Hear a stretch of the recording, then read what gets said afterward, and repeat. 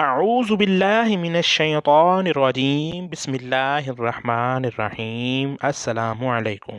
بنو عبد المناف میں 5 اشخاص ایسے تھے جس کی شکل و صورت نبی کریم صلی اللہ علیہ وآلہ وسلم سے ملتی جلتی تھی۔ ایسی مشابہت تھی کہ کمزور نظر والا اکثر و بیشتر ملاحظہ کر جاتا۔ بلا شبہ آپ ان 5 اشخاص کے نام جاننا چاہیں گے جو رسول اللہ صلی اللہ علیہ وآلہ وسلم کے ساتھ حد درجہ مشابہت رکھتے تھے۔ لیجئے ہم آپ کو ان کا تعارف کرا دیتے ہیں۔ پہلے نمبر پر حضرت ابو سفیان بن حارث بن عبد المطلب رضی اللہ تعالی عنہ، جو نبی کریم صلی اللہ علیہ وآلہ وسلم کے چچا زاد بھائی تھے۔ حضرت قاسم بن عباس بن عبد المطلب رضی اللہ تعالی عنہ، یہ بھی رسول اللہ کے چچا زاد بھائی تھے۔ حضرت صائب بن عبید یزید بن حاشم رضی اللہ تعالی عنہ، یہ امام شافعی رحمۃ اللہ علیہ کے جد امجد ہیں۔ حضرت امام حسن رضی اللہ تعالی عنہ، ان کی حضور کے ساتھ سب سے زیادہ مشابہت تھی۔ حضرت جعفر بن ابی طالب رضی اللہ تعالی عنہ، یہ حضرت علی رضی اللہ تعالی عنہ کے بھائی تھے۔ اب حضرت جعفر بن ابی طالب رضی اللہ تعالی عنہ کی زندگی کے چند اہم واقعات اور نمایاں پہلو پیش خدمت ہیں۔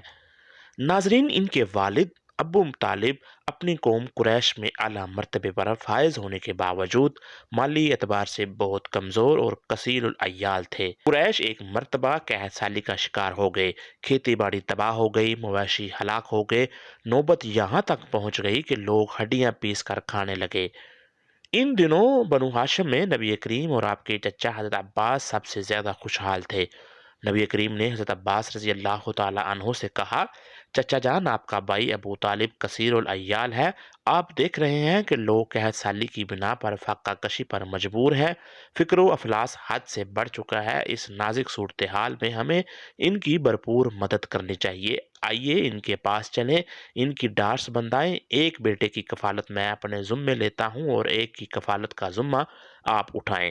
حضرت عباس رضی اللہ تعالیٰ عنہ فرمانے لگے، آپ نے بہت اچھی تجویز دی ہے، ایک نیک اور اہم کام کی طرف توجہ دلائی ہے۔ اس کے بعد دونوں ابو طالب کے پاس گئے۔ دونوں نے بیک زبان کہا، ہم آپ کا کچھ بوجھ اپنے کندھوں پر اٹھانا چاہتے ہیں تاکہ اس خشک سالی اور بدحالی کے پراشوب دور میں آپ کے لیے کچھ آسانی پیدا ہو سکے اور آپ اس آفت سے بچ سکیں جس نے عام لوگوں کو اپنی لپیٹ میں لے رکھا ہے۔ ابو طالب نے جواب دیا، بیٹے، عقیل کے علاوہ میری اولاد میں سے جسے بھی آپ اپنی کفالت میں لینا چاہیں تو مجھے کوئی اعتراض نہیں ہوگا۔ نبی کریم نے حضرت علی رضی اللہ تعالی عنہ کو اپنے ساتھ ملا لیا اور حضرت عباس نے حضرت جعفر رضی اللہ تعالی عنہ کو اپنی کفالت میں لے لیا۔ ناظرین، حضرت علی رضی اللہ تعالی عنہ سرور کونین حضرت محمد مصطفیٰ صلی اللہ علیہ وآلہ وسلم کے ساتھ رہے، یہاں تک کہ اللہ تعالیٰ نے آپ کو دین حق اور رشد و ہدایت کا پیغمبر بنا کر بھیجا۔ تو حضرت علی رضی اللہ تعالی عنہ بچپن ہی میں آپ پر ایمان لے آئے۔ حضرت جعفر رضی اللہ تعالی عنہ اور ان کی بیوی اسماء بنت امیس رضی اللہ تعالی عنہ پہلے مرحلے میں ہی مسلمانوں کے نورانی قافلے میں شامل ہو گئے تھے۔ دونوں حضرت ابو بکر صدیق رضی اللہ تعالی عنہ کے ذریعے اس وقت مشرف با اسلام ہوئے جبکہ ابھی رسول اقدس صلی اللہ علیہ وآلہ وسلم تعلیم و تربیت کے لیے دارالارقم میں تشریف فرما نہیں ہوئے تھے۔ یہ ہاشمی جوان اور ان کے جوان سالہ بیوی اسلام قبول کرنے کی پاداش میں قریش کی اذیتوں کا نشانہ بنے، لیکن دونوں نے کمال صبر و تحمل کا مظاہرہ کیا کیونکہ دونوں یہ بات جانتے تھے کہ جنت کا راستہ خاردار اور نہایت ہی دشوار گزار ہے۔ لیکن جو چیز ان کے دل پر سب سے زیادہ گراں گزرتی وہ یہ تھی کہ قریش اسلامی تعلیمات پر عمل پیرا ہونے، لذت اور عبادات سے شاد کام ہونے میں بہت بڑی رکاوٹ تھے۔ قریش نے ان کا عرصہ حیات تنگ کر رکھا تھا۔ اس تکلیف دہ صورتحال کو دیکھتے ہوئے حضرت جعفر رضی اللہ تعالی عنہ نے رسول اقدس صلی اللہ علیہ وآلہ وسلم سے سرزمین حبشہ کی جانب ہجرت کر جانے کی اجازت طلب کی۔ آپ صلی اللہ علیہ وآلہ وسلم نے انہیں بادل ناخواستہ اجازت دے دی۔ ان کی ہمراہ بیوی اور دیگر چند صحابہ کرام بھی ساتھ تھے۔ رسول اقدس صلی اللہ علیہ وآلہ وسلم پر یہ بات بہت گراں گزر رہی تھی کہ ان کی پاکیزہ نفوس ہستیوں کو آج اپنے وہ گھر چھوڑ جانے پر مجبور کیا جا رہا ہے جو ان کے بچپن کی اماج کا اور عہد شباب کی جوان لگاں تھے۔ ان کا جرم صرف یہ تھا کہ انہوں نے برسرعام یہ اعلان کر دیا تھا کہ ہمارا رب فقط اللہ ہے۔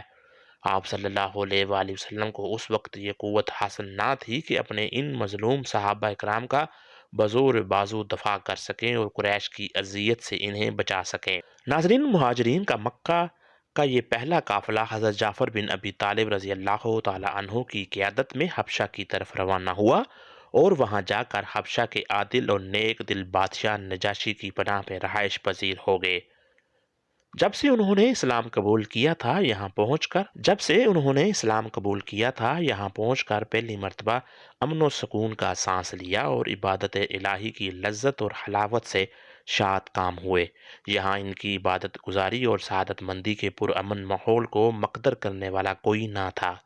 جب قریش کو یہ علم ہوا کہ مسلمانوں کی ایک جماعت سرزمین حبشہ میں آباد ہو چکی ہے اور انہیں وہاں اپنے دین پر عمل کرنے اور اپنے عقیدے کے مطابق زندگی بسر کرنے کی مکمل آزادی ہے، قریش نے آپس میں مشورہ کیا کہ کسی بہانے ان مسلمانوں کو واپس بلایا جائے اور یہاں پہنچتے ہی یا تو انہیں قتل کر دیا جائے یا پھر دردناک سزا دی جائے۔ یہ عجیب داستان ہم آپ کو حضرت ام سلمہ رضی اللہ تعالی عنہ کی زبانی سناتے ہیں، کیونکہ آپ رضی اللہ تعالی عنہ کی اس واقعہ کی عینی شاہد ہیں۔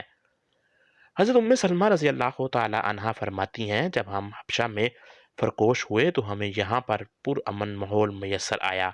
ہم یہاں بے خوف و خطر اپنے دین پر عمل پیرا تھے، اللہ تعالیٰ کی عبادت میں ہماتن مصروف ہو گئے۔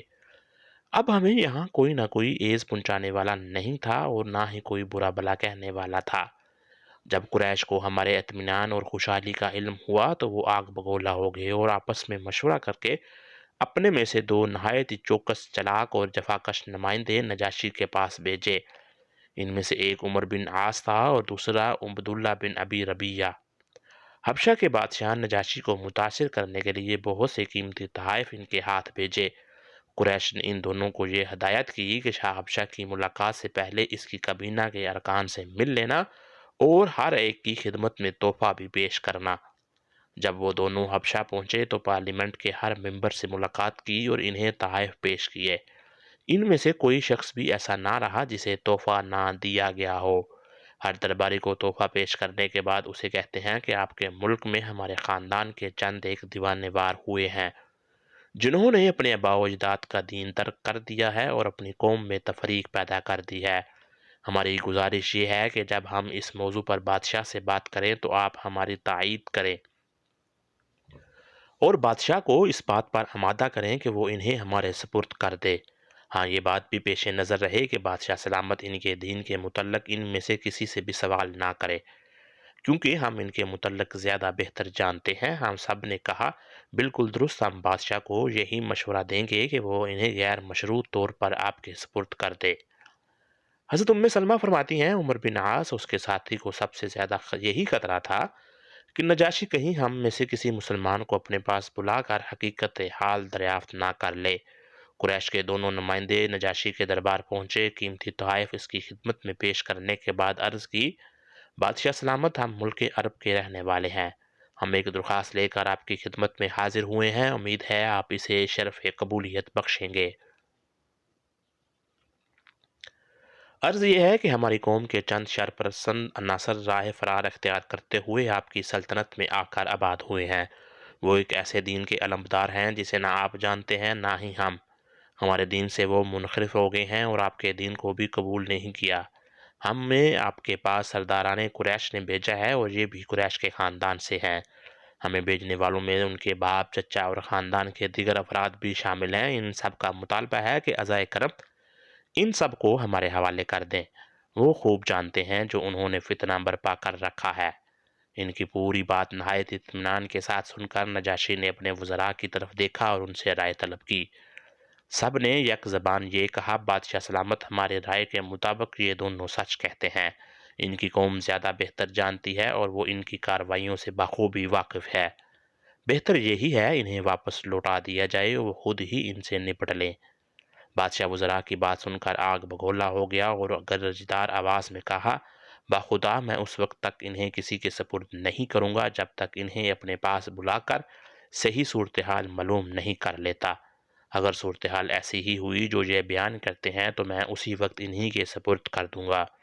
اگر معاملہ اس کے برعکس ہوا تو میں ان کی بھرپور مدد کروں گا جب تک وہ یہاں رہنا چاہیں گے، انہیں مکمل آزادی حاصل ہوگی اور میری طرف سے ہر قسم کی سہولت مہیا کی جائے گی۔ ناظرین، سلمہ فرماتی ہیں نجاشی نے ہمیں دربار میں طلب کیا۔ ہم نے اس کے پاس جانے سے پہلے باہمی مشورہ کیا۔ بعض نے اس رائے کا اظہار کیا کہ بادشاہ ملاقات کے دوران دین کے بارے میں ضرور پوچھے گا۔ اگر وہ یہ پوچھے تو ہمیں اپنے ایمان کے مطابق صحیح جواب دینا چاہیے۔ دوسرا فیصلہ ہم نے یہ کیا کہ ہماری طرف سے صرف جعفر بن ابی طالب بادشاہ سے بات کریں گے۔ حضرت سلمہ فرماتی ہیں ہم نجاشی کے پاس پہنچے تو وہاں بہت سے علماء جب وہ دستار پہنے مذہبی کتابیں کھولے بادشاہ کے دائیں بائیں بیٹھے ہوئے تھے۔ ہم نے دیکھا وہاں قریش کے دونوں نمائندے عمر بن عاص اور عبداللہ بن ابی ربی موجود ہیں۔ جب محفل جم گئی تو نجاشی نے ہماری طرف دیکھتے ہوئے سوال کیا، یہ کون سا دین ہے جسے تم نے اختیار کر رکھا ہے اور اس کی وجہ سے اپنے آبائی دین کو آپ لوگوں نے ترک کر دیا ہے؟ نہ ہی تم نے میرا دین قبول کیا اور نہ ہی دیگر اقوام کے دین کو تسلیم کیا۔ حضرت جعفر 2 قدم آگے بڑھے اور فرمایا، بادشاہ سلامت، ہم جاہل تھے، بتوں کے پجاری تھے، مردار کھاتے، بے حیائی کا ارتکاب کرتے، ظلم و تشدد سے کام لیتے، ہمسایہ سے بدسلوکی سے پیش آتے، ہم میں سے طاقتور کمزور کو ہڑپ کر جاتا۔ ہم ان جرائم میں ملوث زندگی بسر کر رہے تھے کہ اللہ تعالیٰ نے ہمارے پاس ایک رسول بھیجا جس کے حسب و نسب، صداقت اور ایمانت اور پاک دامنی کو ہم جانتے تھے۔ اس نے ہمیں ایک اللہ کی طرف دعوت دی کہ ہم اس کی توحید کا اقرار کریں اور اسی کی عبادت کریں، بتوں کی عبادت سے کنارہ کشی اختیار کر لیں۔ نیز اس نے ہمیں سچ بولنے، ایمانت ادا کرنے، صلہ رحمی سے پیش آنے، ہمسایوں سے حسن سلوک کا حکم دیا اور ساتھ ہی بے حیائی، کذاب بیانی، یتیموں کا مال کھانے اور جملہ حرام چیزوں سے مکمل طور پر اجتناب کرنے کا حکم دیا۔ پاک دامن عورتوں پر تہمت لگانے سے منع کیا اور ہمیں یہ بھی حکم دیا کہ ہم ایک اللہ کی عبادت کریں اور اس کے ساتھ کسی کو شریک نہ ٹھہرائیں۔ ہمیں نماز قائم کرنے، زکوٰۃ ادا کرنے اور رمضان کے روزے رکھنے کا حکم دیا۔ ہم نے رسول اللہ کی صداقت کا اعتراف کیا، ہم آپ پر ایمان لائے، جو حکم بھی آپ نے دیا ہم نے سر تسلیم خم کیا، جو آپ نے ہمارے لیے حلال قرار دیا ہم نے اسے حلال سمجھا اور جسے حرام قرار دیا اسے ہم نے حرام سمجھا۔ بادشاہ سلامت، ہماری اطاعت و شاعری کا منظر دیکھ کر ہماری قوم کے افراد ہمارے دشمن بن گئے، ہمیں اذیت ناک سزائیں دی گئیں تاکہ ہم توحید سے برگشتہ ہو کر دوبارہ شرک کی دلدل میں پھنس جائیں۔ جب انہوں نے ظلم و ستم کی انتہا کر دی، ہم پہ عرصہ حیات تنگ کر دیا، تو ہم عافیت کی تلاش میں آپ کے اس ملک کی طرف نکل آئے، یہاں آ کر سکون کا سانس لیا۔ ہم امید رکھتے ہیں کہ آپ کے ہوتے ہوئے ہم پہ کوئی ظلم و ستم نہیں ہوگا۔ حضرت سلمہ رضی اللہ تعالی عنہ فرماتی ہیں نجاشی حضرت جعفر رضی اللہ تعالی عنہ کی باتوں سے بہت متاثر ہوا اور کہنے لگا، آپ کے پاس کوئی ایسا پیغام ہے جو اللہ تعالیٰ نے رسول مقدس صلی اللہ علیہ وآلہ وسلم پر نازل کیا ہو؟ کہا ہاں۔ اس نے مطالبہ کیا، مجھے یہ کلام پڑھ کر سناؤ۔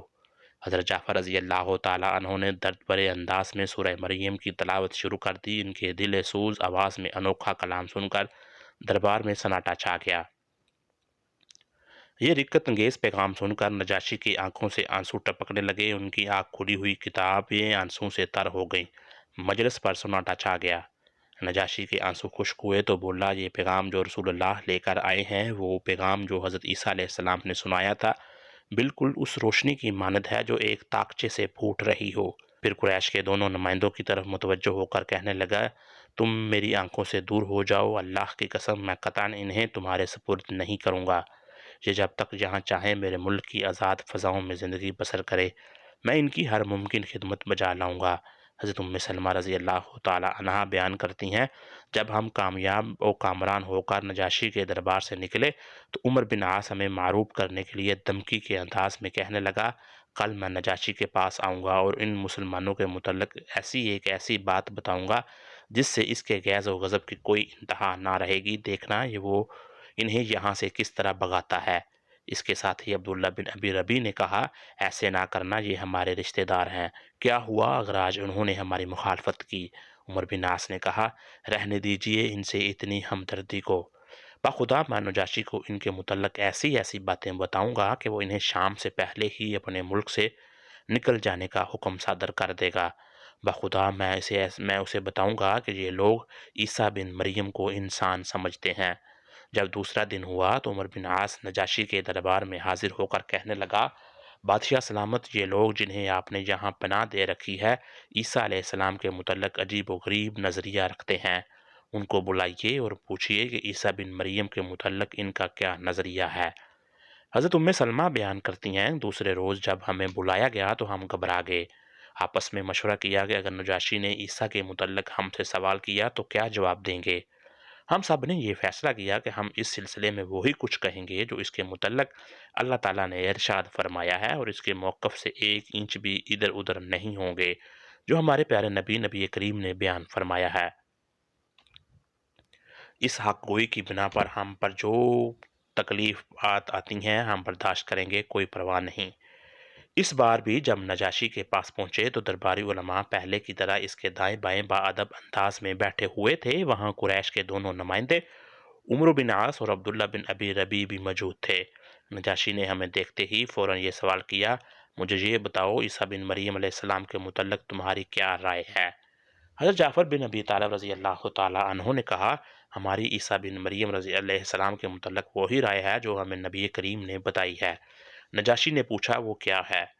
حضرت جعفر رضی اللہ تعالیٰ عنہ نے بتایا، انہوں نے ہمیں بتایا کہ عیسیٰ علیہ السلام اللہ کے بندے اور اس کے رسول ہیں، روح اللہ اور اللہ تعالیٰ کا وہ کلمہ جو پاک دامن مریم کی طرف القاء کیا گیا۔ نجاشی نے جب حضرت جعفر رضی اللہ تعالیٰ عنہ کی مکمل بات سنی تو جوش سے زمین پر ہاتھ مار کر کہنے لگا، اللہ کی قسم، بالکل عیسیٰ علیہ السلام وہی کچھ ہیں جو آپ کے نبی کریم نے بیان فرمایا۔ درباری علماء یہ جب صورتحال دیکھی تو حیران اور ششدر رہ گئے اور پیشانی کے عالم میں اپنی ناک کھجلانے لگے۔ نجاشی نے ان کی خفت و پشیمانی کو بانپ لے کر کہا، سن لو، یہ میرا فیصلہ ہے، یہ مسلمان بالکل سچے ہیں، آج سے میرے قابل قدر مہمان ہیں۔ پھر ہماری طرف متوجہ ہو کر کہا، آج سے تم ہمارے سر کو تمہیں گالی دے گا، نقصان اٹھائے گا، جو تمہیں کوئی تکلیف پہنچائے گا اسے سخت ترین سزا دی جائے گی۔ اللہ کی قسم، مجھے تم سونے چاندی کے خزانوں سے بھی زیادہ عزیز ہو۔ پھر نجاشی قریش کے دونوں نمائندوں کی طرف قہر آلودہ نگاہوں سے دیکھتے ہوئے بولا، جاؤ، میری ان آنکھوں سے دور ہو جاؤ۔ درباریوں سے کہا، ان کے تحائف واپس کر دو، ہمیں ان تحائف کی کوئی حاجت نہیں۔ حضرت سلمہ بیان کرتی ہیں، عمر بن عاص اور عبداللہ بن ربیع بڑے ذلیل و خوار اور بے آبرو ہو کر نجاشی کے دربار سے نکلے اور ہمیں ہر طرح کی سہولت میسر آئی اور نہایت ہی وقار اور عزت سے زندگی بسر ہونے لگی۔ حضرت جعفر بن ابی طالب رضی اللہ تعالیٰ عنہ اپنی اہلیہ کے ہمراہ سرزمین حبشہ میں بڑی عزت، وقار، اطمینان اور سکون سے 10 سال وہاں گزارے، اور 7 ہجری کو دونوں نے حبشہ کو خیر آباد کہا اور اپنے دیگر مسلمان ساتھیوں کے ہمراہ مدینہ منورہ کا رخ کیا۔ جب یہ برگزیدہ افراد پر مشتمل قافلہ وہاں پہنچا تو رسول اللہ خیبر فتح کر کے لوٹ رہے تھے۔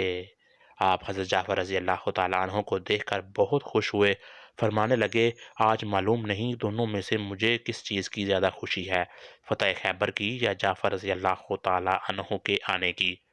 ناظرین، ابھی حضرت جعفر رضی اللہ تعالیٰ عنہ کو مدینہ منورہ میں قیام پذیر ہوئے زیادہ عرصہ نہ گزرا کہ 7 ہجری کے اوائل میں نبی کریم نے سرزمین شام میں رومیوں کی سرکوبی کے لیے ایک لشکر مقرر کیا اور حضرت زید بن حارثہ رضی اللہ تعالیٰ عنہ کو امیر لشکر مقرر کیا اور ارشاد فرمایا، اگر اس جنگ میں زید شہید ہو جائیں تو جعفر بن ابی طالب کو امیر مقرر کر دینا، اگر وہ شہید ہو جائیں تو عبداللہ بن رواحہ رضی اللہ تعالیٰ عنہ کو امیر بلا لینا، اگر عبداللہ بن رواحہ رضی اللہ تعالیٰ عنہ بھی شہید ہو جائیں تو جسے چاہیں اپنا امیر بنا لیں۔